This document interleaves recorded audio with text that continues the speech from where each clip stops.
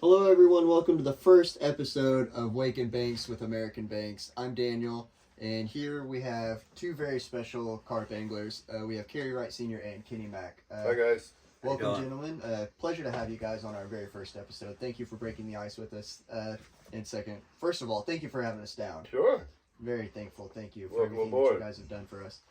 Second off, thank you for being on our first podcast. Greatly appreciate it. The question that I want to ask you guys, and whoever wants to go first, who are you today? Well, today I am an angler, and I hold that dear in my heart because, you know, for a long time we think we're anglers, right? Until we get out and have to do it on our own. And I'm constantly learning, constantly growing, and that's an angler to me. And so I have reached that goal to learn. Nice. Say just enjoying myself now. You know, we done put in our time. Get out here, have a good time, go fishing.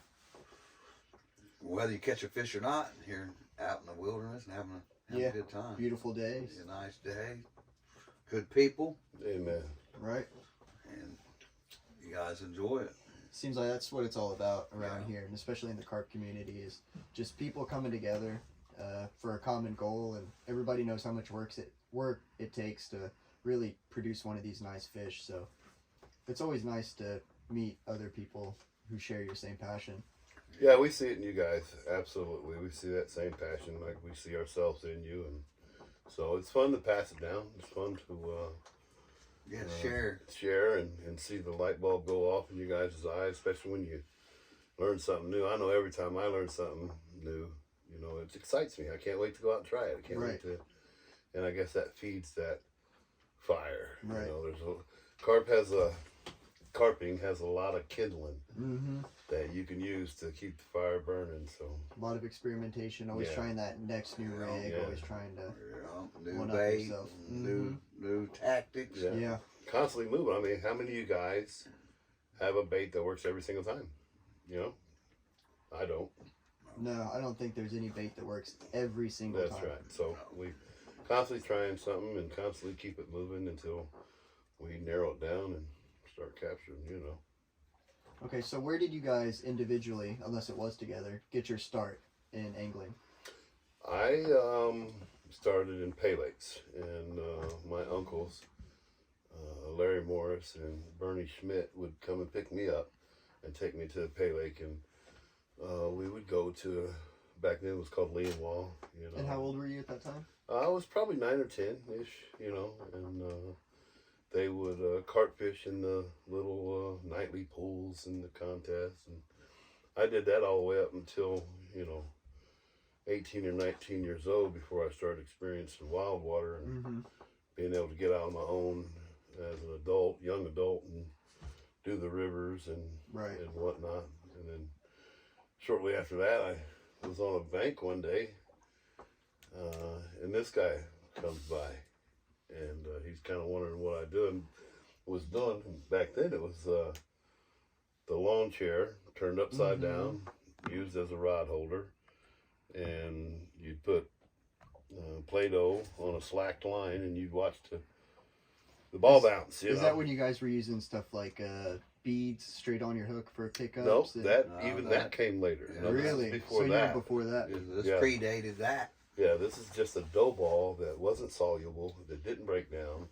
You made a soft dough ball out of just about anything you want, cake mixes, and you know, vanilla was real popular, especially in the wild, as we learned. Vanilla was one of our go-tos in the wild on the river, which Kerry had that experience. So he pulls over, sees me fishing on the bank, pulls over, gets right up in my business. What are you doing? What's this? What's that? What's this? What's that? How come you did it? And within an hour, he had went home and come back, and he's cutting a lawn chair up, and he's setting up his, and so we started fishing. And I don't know if that was 25 years ago, maybe, or it's probably closer to 30 years ago. And then, so he was, and I'll let him tell you about what he did in his time on the river. Yeah, I started, my uncle also, you know, would take. But I was bass fishing a lot. He was a bass fisherman, tournament bass fisherman, and I'd go. He had 3 boys, and he took us all at one time, and it was way too many. Yeah. So then after that, it would be me and one of the boys, or me and the other boys. And he always took me with one of the other ones. That's nice. And I always was pay attention, and you know what I mean, loved going with him, and he liked that. I'd pay attention to what he was doing. And then the local places I'd fish, and there was more bass, but then I always have my Wheaties and some vanilla to throw in for the carp. It seemed like early morning bass fishing, and then about 8 or 9 o'clock, then the carp would roll in. The bass kind of quit, and then you could start catching the carp. Really? So that was my carp fishing. More, after the fact, but the bass was more to it. Right, it was more of a secondary deal. More of a secondary, and then when I got with him, we did some catfishing, and a little bit more. But then he started looking. He's like, "Man, this guy is lucky. We're always catching fish." So he's like, "You know what? I got me a ringer. We're going. Have you ever heard of a pay lake?" Pay lake? What do you mean pay lake? Oh, wait a minute. Here, I got to show you. So that was the whole start of that. Of course, we get there and didn't transform that fast. I got there and just whiff, and I was struggling for a minute, and then I finally catch one about this big, and it didn't even have a lip on it where it had been caught 500 times. Just a little carp, yeah. And I'm like, well, no wonder you can't catch them, they ain't got no lips. And it got better from there. Yeah, he was, because then we were catching them on the bump, we literally had to set that hook. Right, yeah, I remember back in the day you watched the Play-Doh bounce, and you try to catch him on the bounce. Yeah, when it's rising away, and he just couldn't get the timing. And I told him, I said, "Man, you're going to catch the one, and as soon as you feel it, you're good." And he did, and he sticks one, and even though he didn't appreciate the fish, he was able to stick it. It's always that icebreaker that just to teach you, that's when I pull up. Okay. And then after that, we did really well in tournaments and the jugs and all the things that come along with pay lake fishing, and then we kind of got away from it for a little bit, and when we come back, we noticed we couldn't compete as well as we had been, and it was kind of a bummer. And but we were still stuck on Play-Doh line fishing. We had to change everything. Watching these other guys that are running bait runners, and they're over here just chalking on the side. All of a sudden, their alarm goes off, and they run down. They're like, "Dude, that's cheap." He literally said that on the bank. I remember you saying that. We're on one side of the bank, and we're at Indy Lakes, and these guys are all in a huddle on the other side, yucking up, having a good old time, good old boys. And one of them's beeper goes, there he goes, and Kerry says, look at that.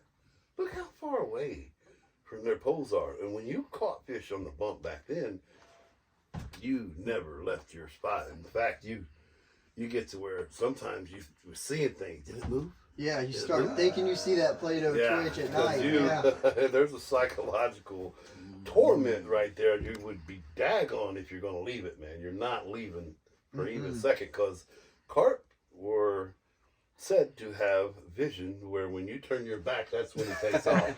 I mean, it happened so many times. It's incredible that to where they just got known for it. But yeah, Kerry literally said, we got to stand right over top of our stuff, man. We can't enjoy ourselves like they are. Look at them yucking up. They're laughing, and we're sitting here with our faces crunched up, looking at a big old ball, So that converted us on when he said that, and so we went out and got all the Shimano 3500s we could find, and that's what we started with. And that's one of the questions I was going to ask. So, how much did the scene change when you guys took that break? So it sounds like they kind of skyrocketed with the alarms and I'll let him answer that, because that was really when he opened up to carp, and he's like, "This is what I'm gonna do." They were more then. You didn't really have the alarms that you got now. They were more the whistlers. Yeah. And they were.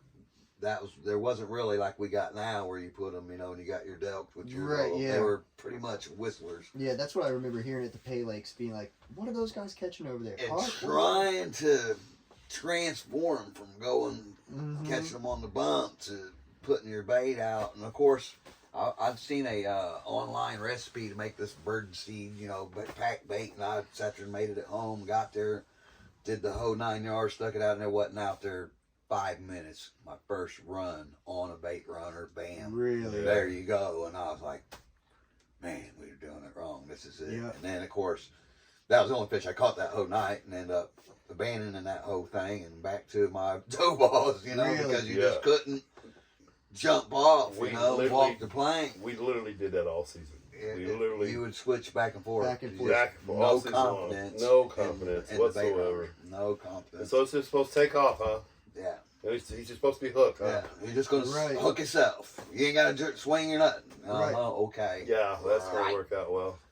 Yeah. And so that year was a wash. We caught enough to stay interested, but here we are with the carper's addiction. Right? There's all these toys. There's all these trinkets. There's all these things. We got to have that to go with that, to go with that, to go with that.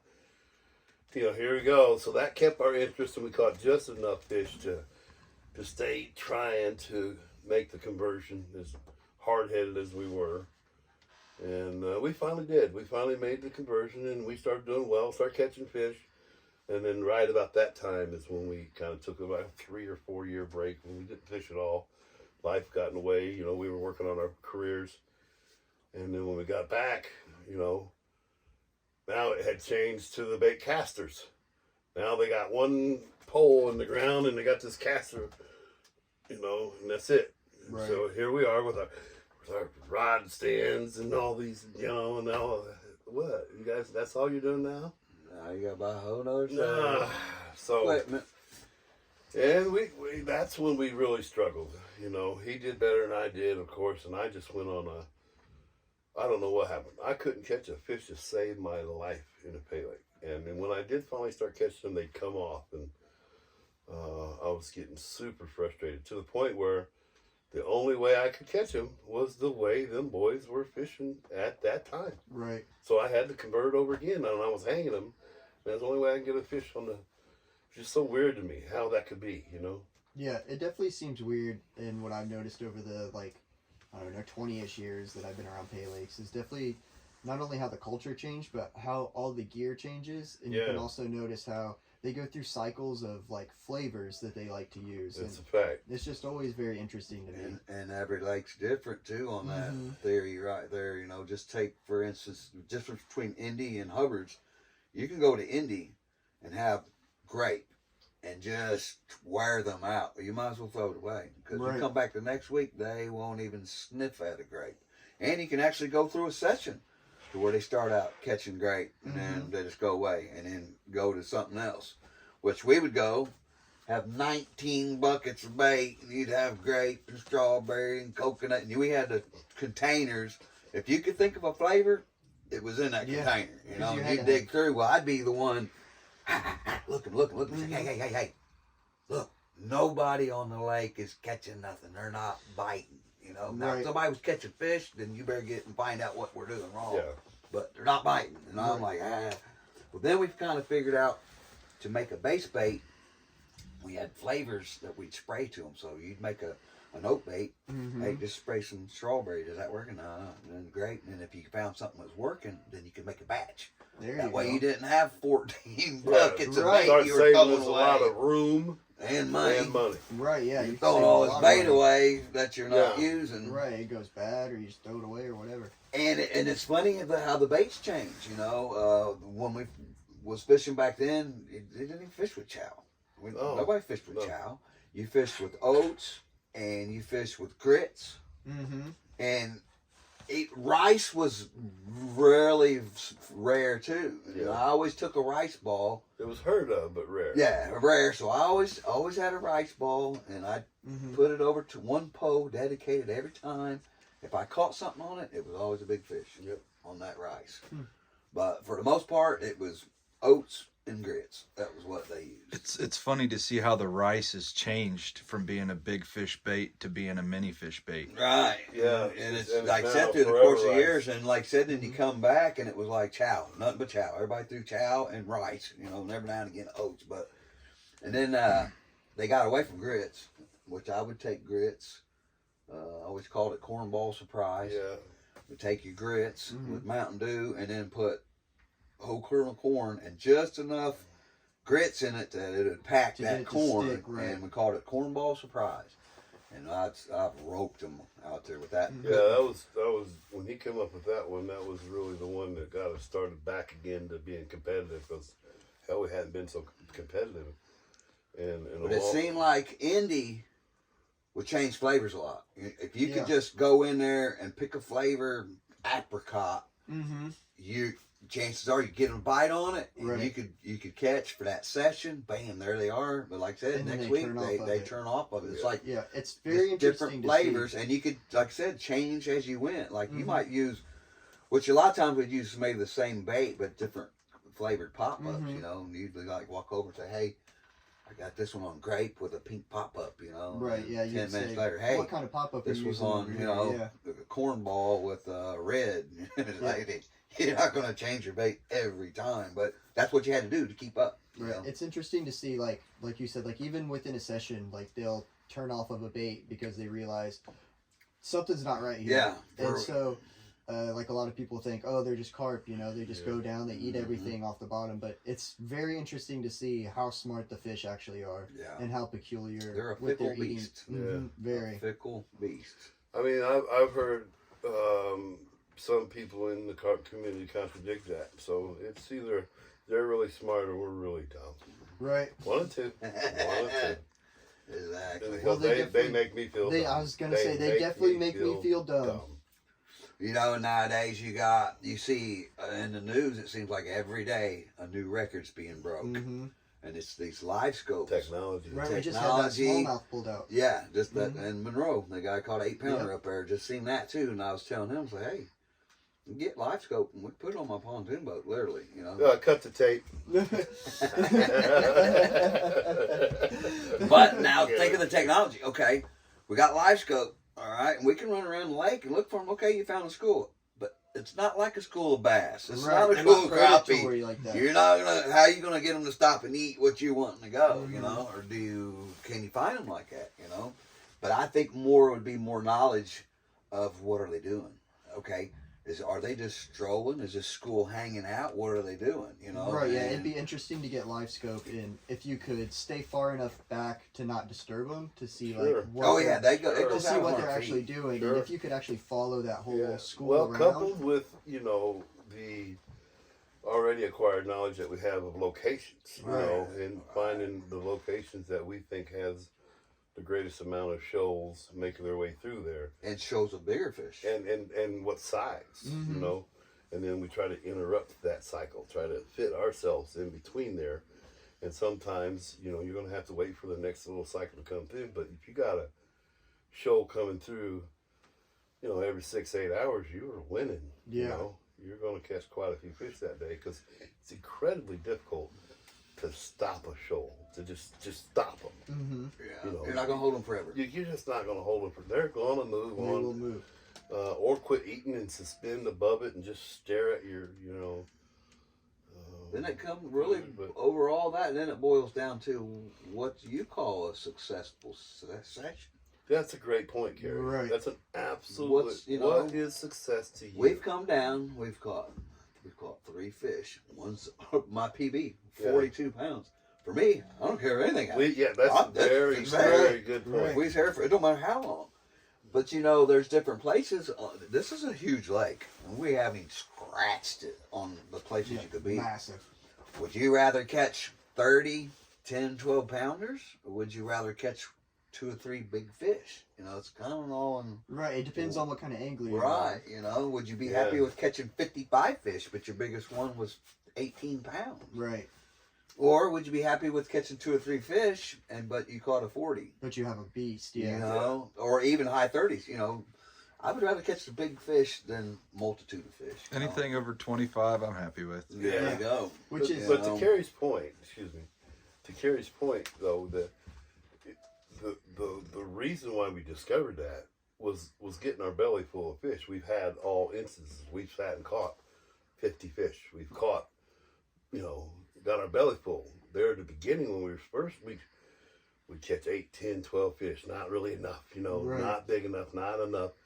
And then we got to where we seen both sides of it, where we only caught, you know, a couple fish, but they were huge, or we caught a bunch of 20, 25 pounders. That was fun too. Mm-hmm. I really think they're both successful. After having our belly full of catching the 20, 25 pounders, now we want to kind of target the bigger fish. And Right. that's our current state now. Yeah. So we're not going to, him and I are not going to come out here and wear the fish out. What we are going to do is catch big fish. Right, more And so that's- specimen type. That's also fishing. why we'll still Yeah. blank. We will still Mhm. blank Oh, him you and I. won't. We It will don't still matter. blank. I don't care who you are, man. It's tough. You will blank. Very seldom, though. Very Very seldom. Not very often. Very seldom do we Not blank. very often. But that old. But it happens. So it's great. That first fish Yeah. is a relief. That Yeah. first fish. Yeah. And this session, we were just blessed with the first fish being Kerry's PB. That's just. Absolutely. I literally had to leave out of the camera view. I was getting emotional. You know, just all the hard work and all the. Yeah. Right. Preparation, Oh my everything gosh, that you to know. get to this point, and then you get the results. You know, Yes. You're like, Results. there it is. And just all the There hours it that is. you're just driving down the Yeah. road, just thinking about that fish, not even putting rigs together. You're just And you I always wonder where that shoal is. I answering wonder what they're questions. doing. You know, when you Mhm. come out, you know, we used to come out and bring 5 trash cans full of cooked corn, and just chum the whole marina, Mhm. and then wonder why they aren't getting our one piece of corn. Right. You know, Why and aren't they right here? They're coming in, Yeah. they're floating out, came in. Oh, I can't eat no more, dude. I'll see you later. Right. So then you start narrowing it down more and more, and he's the one that really dialed it all in for it. But it's really working pretty good now. But you learn not to chum the whole marina. Yeah. Can we talk about something else? No. Yeah. No, I'm kidding. It definitely seems like, especially with your PB already in this session, like you guys are really after and have already caught several fishes of people's lifetimes. So Yeah. yeah, I mean, I've absolute beautiful. blessed. Just We're blessed, man. Even Man. just hearing about that fish on the way down here, it got us excited. Oh, yeah. We Yeah, didn't were care if we yelling in the caught. truck. We could hear it in your voice. We got to see it. You know, that was enough. We got to see the fish Right. when we got here. Yeah, we're both the same. We there are times when, especially when we're by ourselves and it's a quiet night, we'll just kind of look over at each other, man. Can you believe this is what we're doing? Can Right. you believe that we're able to do this? So we Yeah. pinch ourselves all the time. We count our blessings. Thank you, Father. it's very My funny boss that that gives me the time off, and you have the the money to take the time off. Right. You know, and you're financially set. Mhm. You're like, okay, we'll go fishing. You know, right. That's all we want to do. So, got family obligations, so you'd probably be down there full time. Yeah, You Yeah. know? I've got family obligations. I'm a glorified account manager, so I'm able to do a lot of my stuff on the phone Right. and in the laptop, so that affords me some freedom. But then there's family, and so that holds us back a little bit. But It's very important. I'd say we'd ride off into the sunset on this old boat. Yeah. If we were given the chance to. Yeah, and it's nice to see that excitement because I mean that's exactly how Austin and I feel on the way down here. We were like, "Can you believe that we get to go down here? Yeah. Can you believe that we get It's to go amazing. fish it?" Truly And it's just amazing. Yeah. And that feeling has just never gone away for him and I, So It's been amazing. I mean, it doesn't matter if we catch a fish. I mean, we got to see your PB. We've got to see fish that we'll never get to see in Indiana. Right. You know, that's the one thing. right. That's the craziest part about coming down here. Like I was saying, fishes of a lifetime, and we just got to see one, and it'd be even crazier if we were able to catch one. yeah, I'm really hoping we got one more night, and Yep. they usually bite, at night. So Yep. Predominantly night bite. hopefully We've caught them in a day, but very seldom you catch them in a day. Yeah, Also, to this time of the year, it's different. Mm-hmm. yeah, it gets really goofy, right? It gets really goofy, right? So many This different time of weather year. changes. you Right, know? and especially with the cold, year. hot, windy. Especially with the year that we've had this year, with just abnormally warm weather. Right, And right. but we have had a couple of cold snaps. I don't know about down here, but Yeah, What like did you say that what the water temperature was? 55. 55? Yeah, We were down here, it was like 51, I believe. yeah. See, we're- And you start getting around 60 and 61, and it goes pretty crazy. It's insane. It's on its way up right now, but you need the temperature of the water to go up and the barometric pressure to go down. Right. And so you need a little rain to put oxygen in the water and get them to moving around. They know they're getting ready to go in and try to make babies, so Mhm. they're wanting to. trying to get as big They and want nice to as feed possible. themselves, and we want to catch them right at that time. Mhm. So Yeah, we pay close attention to water temperature so that we can be down here when that Right. time hits, you know, and catch them in the pre-spawn when they're gobbling up all kinds of food, you know. But speaking of fish, I think it'd probably be cool if we just walk this way and pull these guys out and video it while we're right here on this. Yeah, let's go podcast. ahead What and do you get. think? That'd be awesome. Let's do it. This might be the first ever live release and fish show on a podcast, so very grateful that these gentlemen have caught 2 fish over the night. Let's go ahead and get a look at them. Yeah, let's head out. Go ahead, Daniel.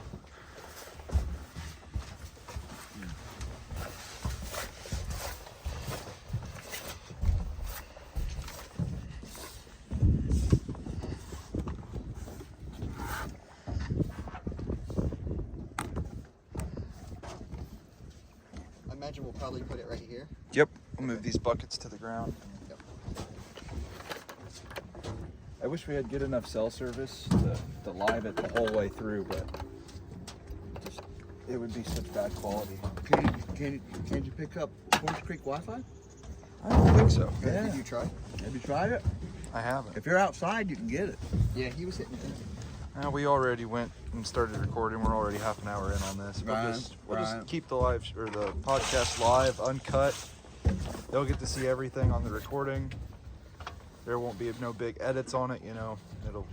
Is that tangled up, boss? Hey, Kerry, go on that side right there. Where at? Pull it that way.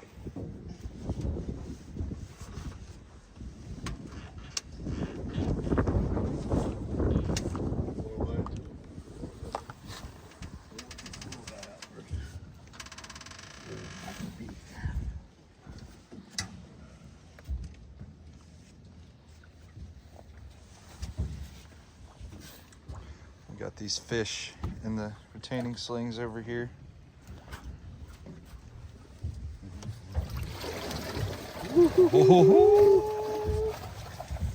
And that just goes as a testament to Yeah. the slings and the keep sacks and how they don't damage the fish. They just Yeah, I think so. keep them nice and healthy, keep them in the water, full of energy when they come out, ready for pictures. They're beautiful.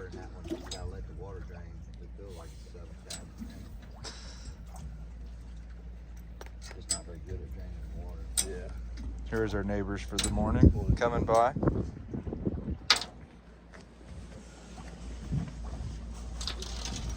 Will you get a shot of me for a second? Right here. So of course here at American Banks, fish care is our #1 priority. As you could probably already hear, this fish is full of energy. It's been well taken care of.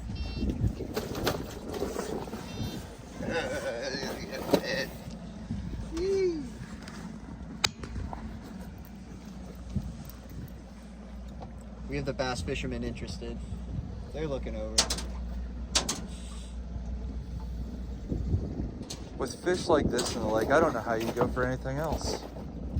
That just goes back to that carp fishing mentality, the addiction. It's a difference between people who want to go out on their boat in the weekend and people who want to make it a lifestyle. Which some bass anglers do make it their lifestyle, but Oh, he's fishing right on my bait. yeah, it's because they see big marks right there. Yeah. Little they knew it's just a loon. Yeah, there's a 30-pound bass over there. Right. He light scoped right on. Look, he's right on my rig. Yeah. Right over top of my rig. There's Bentley Boeing involved. Bentley Boeing. That's the true captain of this boat. It's certainly the heart and soul of it. Holy cow. There. We appreciate all the captures. She doesn't have to be a giant for me to appreciate her beauty. Easy, baby. I got a bucket of water over there somewhere for you. Yeah, we might be there though. Right here. Look at that. Beautiful scaling. It's like right on the edge of being a fully. It's muddled up just a little bit on the top side. It's beautiful. The fish are so different down here. Pretty fish. Did you get a weight on this one, Kenny? That's right. Did you get a weight on this fish? No, I'd say. It's crazy you guys What's your don't best weigh. guesstimate for? Oh, that's a beautiful side. About 13. Yeah, I'd say 13 pounds. I don't know, but you guys seem crazy. I want to put it on a scale just to prove it. Well, we can do that. Hit her with some water here. Where's that water bottle? Yeah, right here. I just filled it up for you. Is there a way that you prefer to wash them off? Do you head to tail or tail to head? Nah, I just give it a good little water and keep the slime off of them. Okay. Here's a hook right here. It's got one on it, and I got a bar right here. Oh, just hang it there. That's a lot better than the bar. Yeah, I think that looks a little bit bigger than 13, but maybe I'm wrong, you know? We're not used to these fish down here.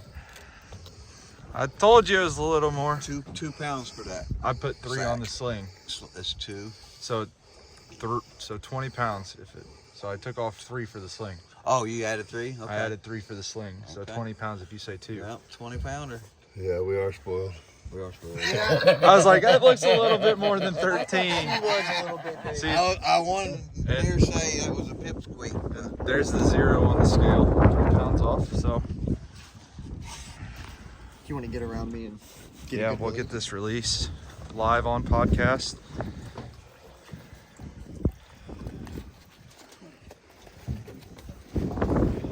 You guys are spoiled.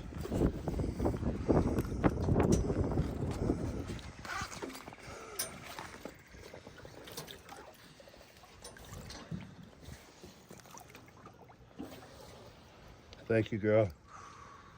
Bye, baby. Appreciate you. Beautiful. And that was the small fish of the night. The small fish, 13. Can you believe that? They called it 13. It came out 20. Oh, these boys are humble. So when you hear Kenny, Mac, and Kerry talk about, yeah, we caught a few 13, 14-pound fish. They're probably 20, 22. These boys are spoiled down here. That means if you hear him say I call it 27, it's probably a 30. They've not been weighing fish for so long. Right. Oh. Here's the next fish. Broke the scale. You broke my scale.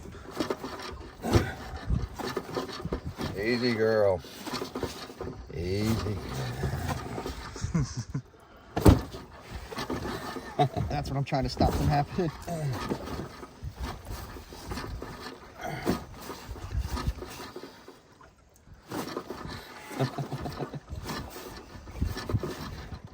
When they sit in the sack and get all rested up. Plus eating all that protein. Yeah, you can definitely tell they're definitely on, well girl. taken care of in that sling. Come on, girl. Yeah, I'm trying to darken that side for her. She's full of energy though. I just don't want her hitting her head on this boat. Oh, like that. Go ahead, break my hand instead. 34. 34 and a half. Let's go, let's put him out and redo it. I told you it was a pig, right? 34 and a half. So what was that one, 24? 24. Fish, bro.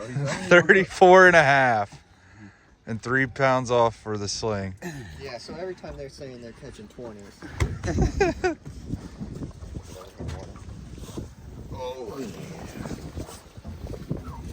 I woke up for this fish. This is a beautiful, big bellied fish.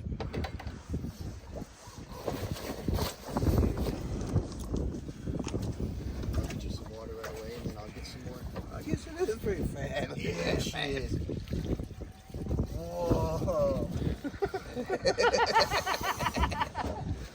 Come on now, girl. This is a beautiful fish right here.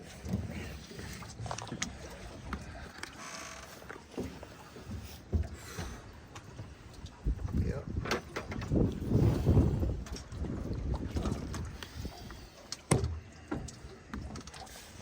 Oh, she's gonna get me. No. Now, are commons on the rare side down here? Do you seem like Yeah, for us, it seems like a, so big common's kind of a big treat for you. yeah. You want water on that side? It's hard to pick her up when she's mad. She's starting to get slimy though. Yeah.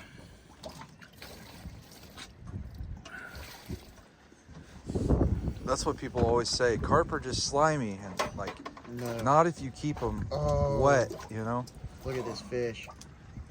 Huge belly. Look at the belly on it. Huge specimen. You don't get this on every podcast. This is awesome. This is truly a treat. A fish of a lifetime. 34 and a half. Let's grab the other side. Yeah, good job, Kerry. Big bellied, Come on, girl. beautiful common. As you can tell, she's still got plenty of energy, plenty of fight left in her. She's putting us through the ringer right now.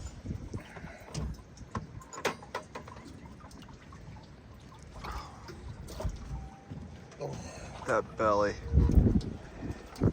She's a beautiful one. Alrighty.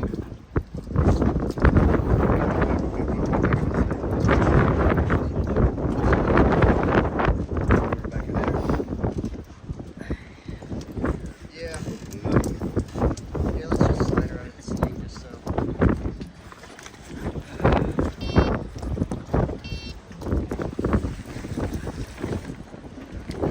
Still pretty cold.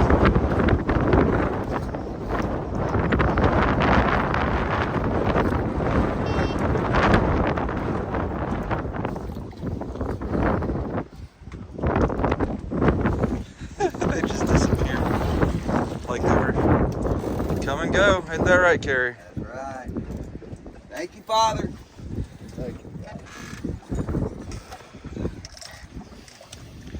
All right, let you guys get your stuff set up. We're gonna head back inside and talk to the viewers a little bit, and we'll be waiting for you.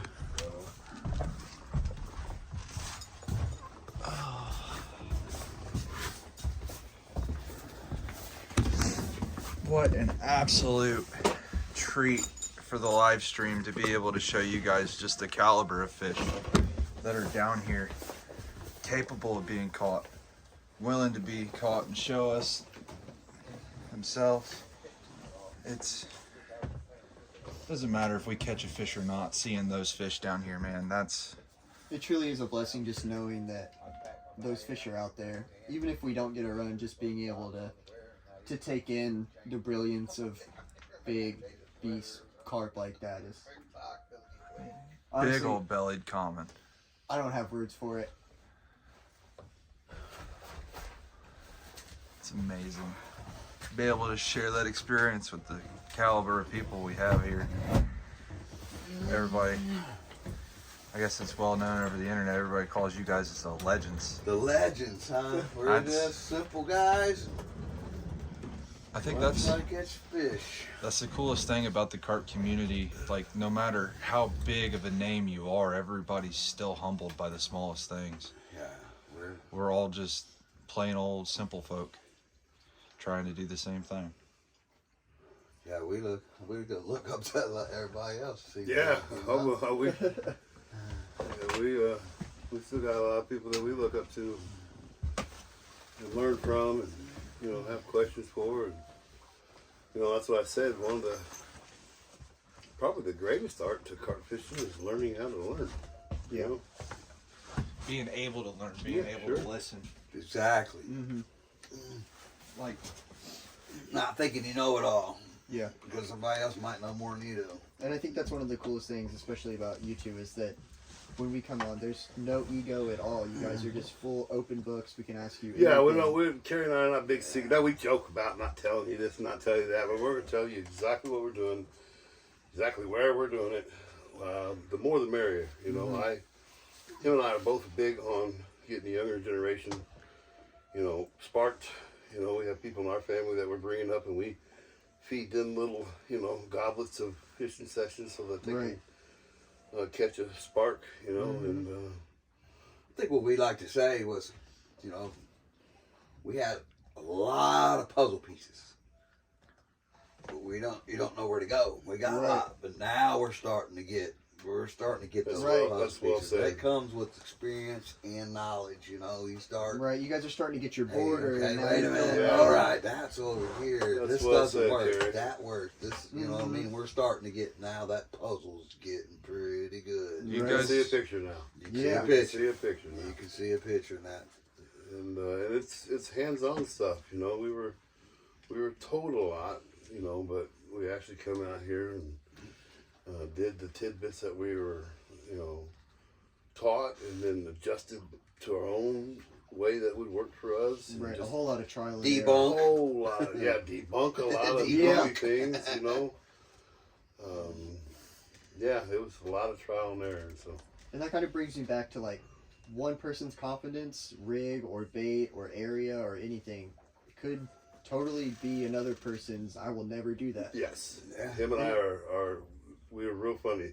There's a heck of a lot of things that were alike, and we travel the same paths on a lot of ideology, but there's certain smaller things that we're completely opposite about, you know. And we don't. It won't cross over. Yeah, Right. I can't do that. I can't do, you know. But we're also stubborn and change. Yeah. Right. We can be quick to figure out problems, but when it comes to overall change, it's like, you know, hey, just like he gets, you know, the bait boat, and I'm like, whatever. But I'm already looking like, hey, that thing's pretty cool. Right, The it's more you pretty see, cool, yeah. what you don't know, you don't know. Right. You know? And just little things like that, you know, spotting and. Well, Austin Anderson did it for me. I held the bait boat at bay. In fact, Dan Ramier come down 3 years ago, and he had one, and him and I had some pretty serious conversations, and I almost bought one then, and just kind of held it at bay. Nah. Well, I went to Texas and fished with Austin and caught those buffs, and I bought one while I was on the bank. And I told him on the way down here, it takes us about 5 hours to get down here, and so there's lots of conversation along the way. And I told him that you're gonna get one. Here's what you're gonna do. You're gonna say, and by the end of the session, you're gonna say, how much was it? Where'd you get it at? And he slowly started to come around because it's just too good. It throws so much extra information that you never had before. Yeah, and we're getting older. Yeah. We're old. We're out of shape. We're not gym buffs. We're anglers, and we eat Twinkies by the dozen. So Right. that bait boat, I really like putting a concentrated amount of bait over my trap exactly. Yeah. The And, precision is definitely very nice with the bait boat. That really does. It bodes well for my confidence, as you say. It really sends me. I think the bait boat, for one, you can get your bait where you want it. Yes, there's that for sure, and the quantity of bait, you ain't got a spot rod, and you can put it right where you want it. And you know exactly what it's sitting on. Because we're kind of being on the houseboat. Beautiful, you know what I mean? You're Right. convenient, but you can't do a lot of the bank stuff that you could. Clipping off your, spot, and you got bam every time, and then getting your pose length, clipping it off, getting your bait perfect where you want it, because we don't have the room to run that off and clip, and it'd be forever and a day trying to get set up I for was going to that. play devil's advocate with it. I was going to say, well, people would say that they could just clip their spots and then hit the same spot every time, but in your particular scenario, you don't have enough bank space to really. Do that. But at the same time though, I'd say more power to him on fat nose. I'm using the bait boat. I'll tell you what, it takes pretty good skill to think that you're going to throw your bait in the same In the spot same without exact clipping spot. off and Right. hit it. I mean, if you want total action, okay, what kind of, is it a beautiful, sunny, bright day and you're throwing it out there? Let it get dark, let it get windy, and try to hit those spots without yes, man. clipping Right. off. You kind of, I think, is it important to you to get in the same spot Right. every time you cast it out? And that You know, comes if back you to start, confidence again. if it was a game of Battleship and you was marking every time you put a ball of bait out there, how tight of a pattern do you actually got? Right. You know. See, And You fishing flat rock bottom like this, I think we're blessed because we're not trying to hit that dinner plate or that dinner table out there and all that. Yeah, you got a There's- 6-foot circle. That There's you're trying to land there's definitely on. some venues that Yeah. I've been at. My PB 26.3 came out of Summit, and no one wants to fish where I was at because of how bad the weed is. It took me an hour and a half to find a 4x4 foot of area to hit, Right, and I didn't want to move it. right. I put 2 rigs on the spot, and at the end of the session, only the one that caught was fishing, actually. The other one was wrapped up in a ball of weed, you know, and I'm curious, how much bait did I actually get Right. on top of there? And how much was you fishing? Exactly, because of how much weed, you know, it grew from, started off 4 foot by 4 foot, little circle. After a month and a half of feeding, it maybe got to 8 foot, but still 8 foot at 70 yards. Right. That's pretty accurate to hit. Yeah, Especially you still gotta with- be really. The night I was fishing, we had 30, 40 mile an hour winds with 50 mile an hour gust and a storm rolling in. I mean, it was just perfect storm. I actually got one on the spot, Right. Mm-hmm. and it was fishing and it produced. Yeah. Jack, you got the bait boat though now.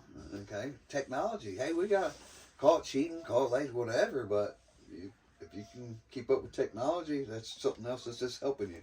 You Right. can hit your little thing. It's got a waypoint. It's going to drop me every time in the same spot. There you go. Take a little boat, And then when I drop it, I can push home, and it comes right at you. concentrate on my line falling and getting it where I want while my bait boat's coming at me. I just can't. Yeah, it's going to be hard to beat it. I just can't help it. One of the bonuses that I have heard about a spot, it's different to some people. They say the sound sometimes is like ringing the dinner bell. 100% agree. Yeah. So that's the only kind of downside that I see with the bait boat. You are precise, but you're not getting that auditory stimulant from the carp. I 100% agree that you are getting a different sound. However, that bait boat puts off sound as well. It echoes underwater, and I know those little propellers are small, but they're going to hear that thing, and they're going to hear the clatter of that trap coming undone, and there is going to be a noise association with it.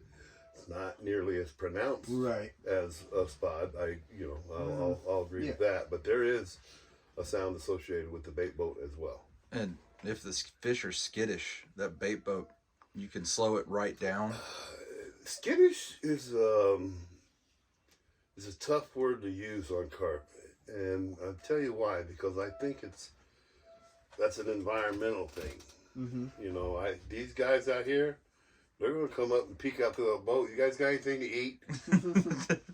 They're pretty bold, so if we just bring them in, you know, they're gonna gobble up our food. They're not real shy like that. They haven't been captured a lot, you know.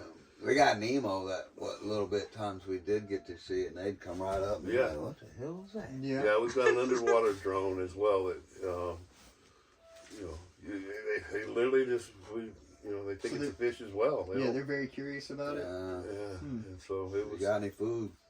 They're looking for food. Yeah. The trick is getting them in, and that noise is a part of that. And so I wouldn't, if I'm having a slow day and I think I have fish in my area, I wouldn't mind throwing 3 or 4 spots on top of my bait boat as well, you know, to get that. Right. It means that much to me. Right. But I also implicate things into my chum that are crunchy, you know, so I want the crunch going down, you know, at the bottom of the water as well. Catfish and turtle come in and they get to crunching on one of my baits. They're going to bring the carp in. They can hear that from a while. I've heard that the crunch is like one of the loudest sounds that carries to the water.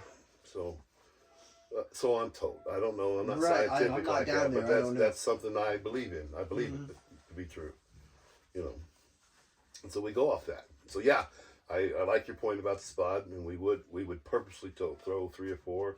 Him more than me, he'll throw 10, 12, and same thing. Well, look at his results, Right, we just saw. He's got 2 pigs, He's got a 30. What was that one? 34. 34 and a half. 34 and a half, 34 and a and a half. 42-1. Shut up. Yeah. Proof is in the pudding. The results. Is 2 fish a good session? It's a great session I would to say me. Yeah. For our first trip down, that'd be amazing. Yeah, you know, that's where we're You at. caught 70 pounds of fish. And You gotta think, 70 pounds of fish. And it's our average is really good over here. It's not really, like I said, I'd rather have a quality fish than quantity. That's us every day of the week. And it also allows us to keep working on Miss B and continually improving her and making her more and more efficient. And we haven't all the way settled down how we want this thing. You could go to the Pay Lake, India, or even Hubbard's, and sit there on a session and catch 20 fish, and your biggest one was 12. Yeah. And somebody say, "How'd you do?" A bunch of pipsqueaks. Yeah, we didn't do well. Wouldn't even be say, "Well, I caught 13 fish." No, you say, "I just caught a bunch of pipsqueaks." Right.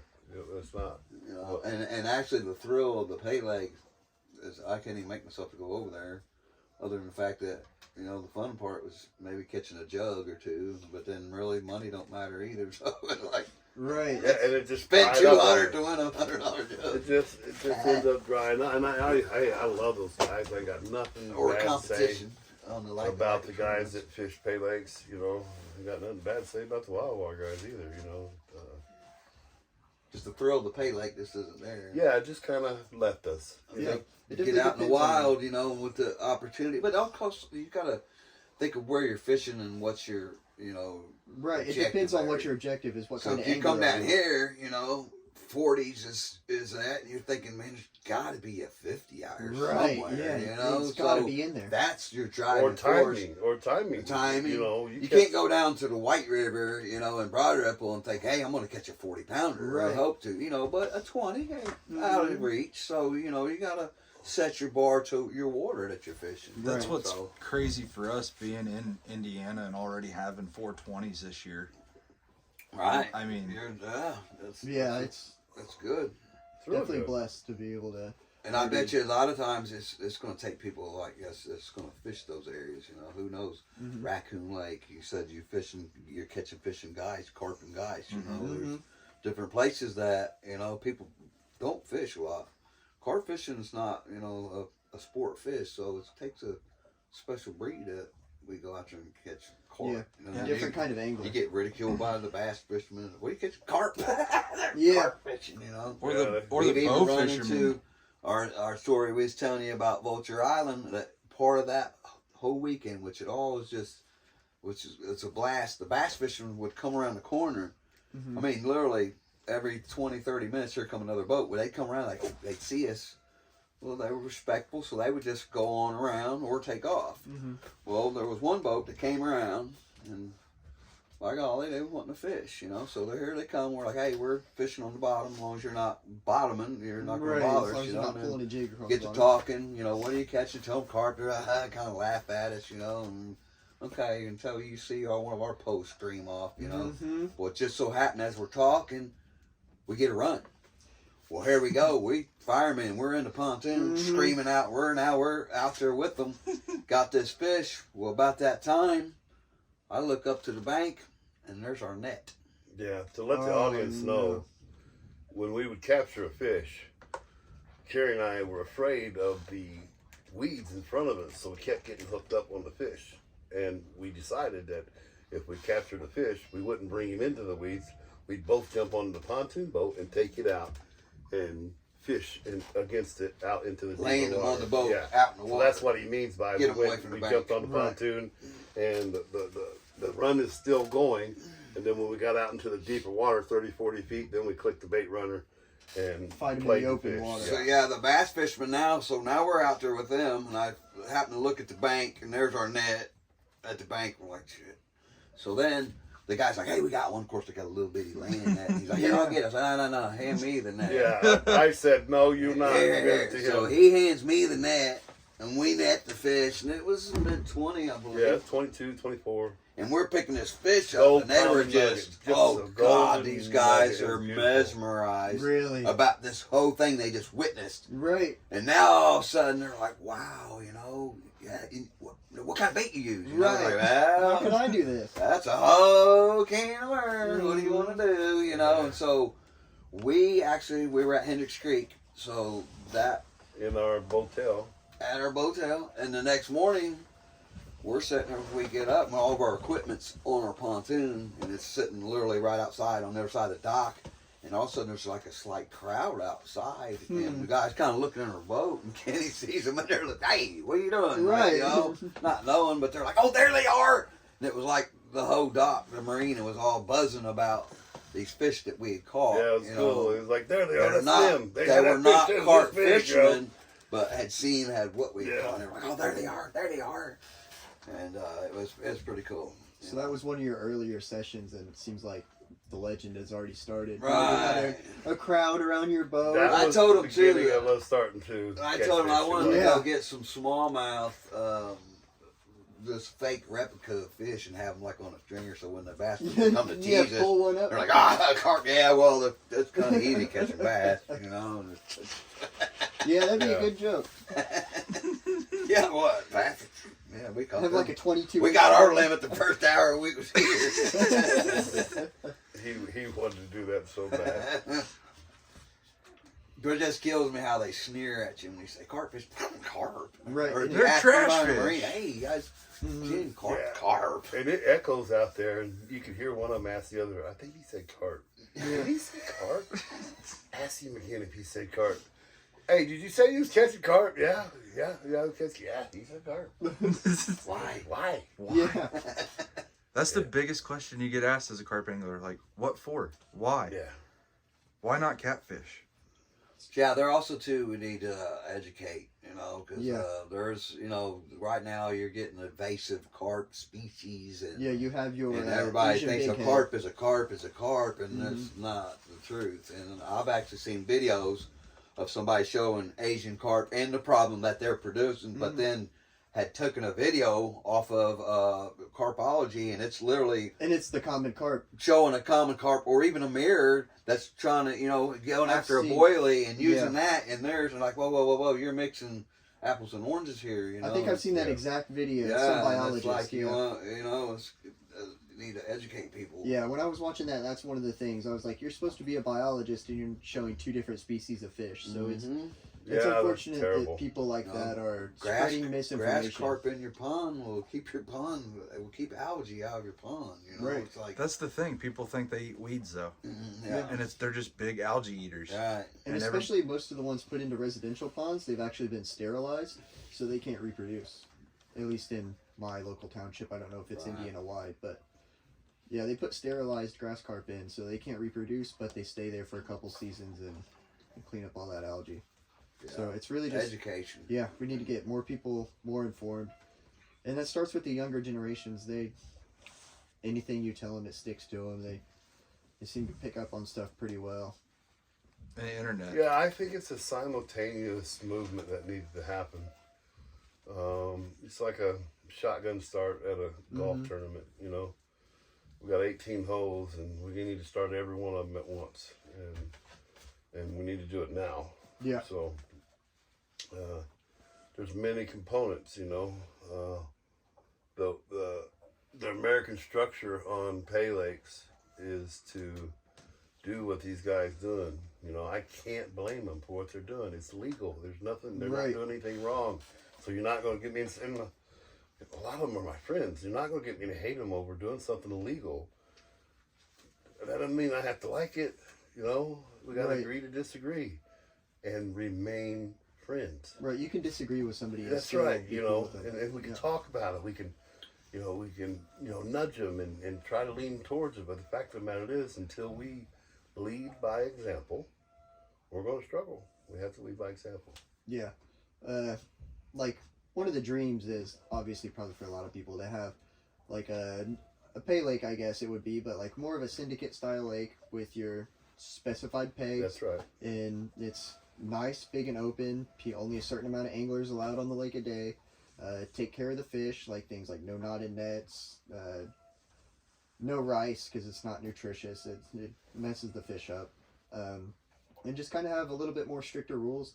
You will push some of those guys out, but I feel like You'll make more money on a monthly membership than you will through in an my personal hourly or opinion, nightly and deal. it's just my personal opinion, and I don't know, I haven't seen it yet, but I feel like the people that you would push out with having those more stricter fish care rules to have better fish are the people that really are only there to make the money. And they don't really care about fish care. It's just another avenue of making money for them. Fair. I feel like you would push some of those people out, and I mean, like you were saying, that's them. That's their way of life. That's what they like. And so I kind of keep away from looking at them in that light personally. I like to. Right. I would love if they would take carp care just a tiny bit more serious. But you know, a lot of people are growing into where they are now, and it's all they know, and it's really tough to get a punk rocker to play country music. Right, and you know, it's tough. Right, and we have seen like more fish slings being used. Yeah, it's definitely getting better. Yeah, somebody was saying the other day, I didn't even know that the plastic jugs that they have, I guess it has a padded bottom. Yeah. I didn't even know that. Yeah. I thought it was just like a milk jug that they're just scooping fish up. Which, I mean, that's still not the best, but at least they're starting to try and something. that's a perception thing, you know. That's a perception thing, too. Mm-hmm. So we just got to be careful of staying out of a man's mind and letting him be him. That's where it's really tough. It's really hard. And so you just kind of keep nudging and keep cordial conversations and make sure it stays at a handshake. And I don't know who we lose going into this syndicate. I don't know what type of person we lose there. But if we do a good enough job, that movement, you know, you'll want to be there. If this place holds, 50 and 60 pound carp because they raised them right and because they have them taken care of, there's a proper amount of carp per square cubic meter of water. Mm-hmm. You know, and when they get to that point, and you get the other people looking over and say, they charge $500 or $600 a month to be a part of that club, which is salty. And so there's an economical and a level of angler that gets lost there. Yeah, a barrier to entry. I think you lose him there. Right. But I don't know what type of person we lose there, so. Right, yeah, maybe I worded it a little wrong. I wasn't really, and like I said, we haven't started one, or nobody's tried it, so nobody truly knows. That's right. Yeah, nobody knows. Nobody actually knows. But I think that's the answer, along with commercials, along with having charity youth tournaments. Yes. Like I said, shotgun start. Everybody needs to be doing something somewhere. And I think ACS and CAG do a good job, and Team Fish Fighters do a great job. Just get a collective plan. Raphael, he does a good job. All those guys are, Brandon Kim, they're trying to make that movement. But that's one thing I'm proud that we've done, So Memorial Lake there in Newcastle, a lot of people know about it. It's a great starter fishery. It is 1 to 7 pound fish, catch 12, 13 in a session in 2 hours. You kill it. Well, they're draining it down for maintenance, and all those fish are just going to be left there to rot. That was their original plan. Well, then they made a post that, hey, anybody interested in the carp that we have out here? I immediately got on the phone. I called Chris at the barber shop. It's like, hey man, we need to do something. We can't let them just sit out here and die. That's all they're going to do to them. We need to make some phone calls. I didn't have the connections. We got with Hubbard's there in Indianapolis. Hubbard said, we're not going to stand for it. We're not going to let this happen. I'm licensed. I've got the rig. We'll come and take every fish we can. As much as we don't like pay lakes, we're all the same, and we don't want to see these fish rot up and die on the bank. It's a waste of resource. Yeah. So the fact that we were able to put that together to that's save well those done. fish. I'm way okay with stuff like that. Yeah, we need to continue to look out like that. That's but I think that one of the biggest things is growing your own carp. I think that's going to become a focal point. That's going to be like hole 3, you know, Yeah. or hole 11 on the back 9, you know, that's going to be one of the holes that we drive from, is a hatcheries that are doing it the same way they're doing it across the pond, you know, and having birthdays and naming these Right. fish, and I think it's the next step. It's Yeah. the next step forward. yeah, And those steps would have to be taken by youngins like you, that's right, Right. that's right. because we won't see no Yeah, I think it's our job to help map it out. junior ain't gonna grow up to be 40. No. And get to see it. Yeah, we got to make daggone sure Some of them fish outlive the gene us. pool stays Yeah. the same Right, way yeah. it is. You Yeah. you think you hear about the ones over in Europe and Belgium, their lakes, you know, they've been catching them fish for 90 years. Yeah, That's insane. yeah, it's amazing.